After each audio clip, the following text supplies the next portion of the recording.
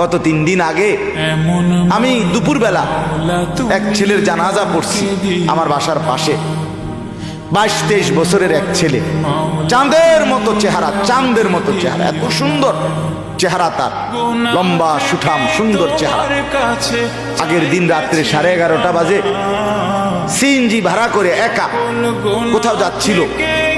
আপনার একটা covered van বাড়ি দিছে, এক বাড়িতে তাৎক্ষণিক জায়গা শেষ।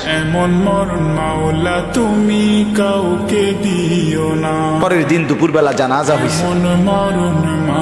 আমি বললাম, হায়, এই ছেলেকে তো তার আগের দিনও তার ঘরে তার মা বাপ লেফ কম্বল দিয়ে দিছে রাত্রিবেলা শীতে। আজকে যে সে কবরস্থ হবে, আজ রাত তার কবরে লেফ কম্বল কে দিবে? কবরের মধ্যে তো ভীষণ ঠান্ডা, ঠান্ডা না?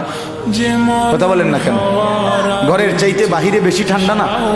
বাহিরের চাইতে মাটির নিচে বেশি ঠান্ডা না? তো এই ঠান্ডা কবরে এই যুবককে লেফ দিবে কে?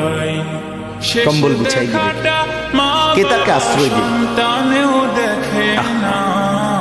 খুব মায়া লাগছে আমার। আজকে 3-4 দিন ধরে তার কথা মনে পড়ে। আমার ঘরে প্রতিবেশী, আমার পাশের প্রতিবেশী, তার বাবা জানাজার সামনে একটা শব্দ উচ্চারণ করতে পারে না, মানে একটা কথাও বলতে পারে না যে আমার ছেলেটাকে মাফ করে দিয়েন, বা ছেলেটাকে, মানে বেচারা নির্বাক, কথাই বলতে পারছে না। 4টা মেয়ের পরে একটা ছেলে, কি পরিমাণ আদরের ছিল।